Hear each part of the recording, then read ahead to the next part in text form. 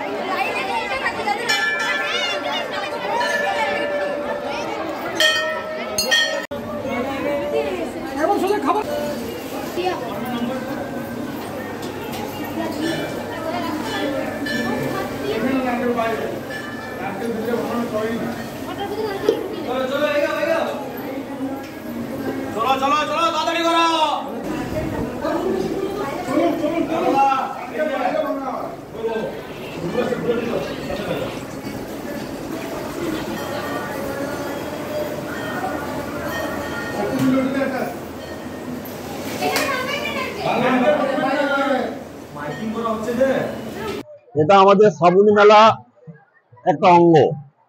আমরা প্রত্যেক বছর শ্রাবণী মেলা উৎসব হয় বাবার মন্দিরে, এবং প্রতি বছরই আমাদের মঙ্গল ঘট শোভাযাত্রা বাঁকুড়া শহর পরিক্রমা করে।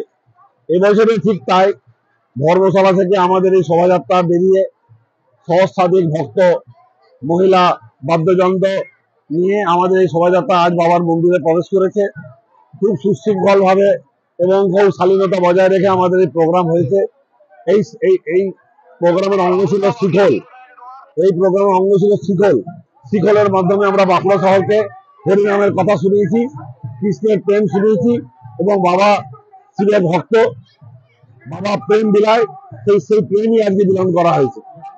ভক্তদের সমাগম আমাদের যেমন হয় প্রত্যেক বছর, সেরকম হয়েছে। আজকে আমাদের সঙ্গে উপস্থিত আছেন আমাদের সম্পাদক, আমাদের আরেক সেক্রেটারি, আমাদের আরেকজন কর্মকর্তা, এরা আমার সঙ্গে রয়েছে।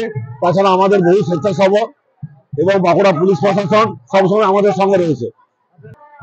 আমি তো এই মেলার অনুষ্ঠানটা এটা প্রতি বছরই অংশগ্রহণ করি। খুব ছোটবেলা থেকে বাবার মাথায় জল ঢালি, জানি না ভবিষ্যতে ফল কি পাবো, কিন্তু একটা বিশ্বাস আছে যে বাবা একটেশ্বর খুব জাগ্রত। এবং আমাদের বাঁকুড়াবাসীর জন্য কি বলবো, বাঁকুড়াবাসীকে একটা ধর্মের একটা ডোরে বেঁধেছে এবং সবাইকে সুস্থ এবং স্বাভাবিক রেখেছে, যার জন্য আজ সবাই একত্রিত হতে পারি আমরা এই দিনটাতে। আমার আর কিছু বলার নেই। বাবার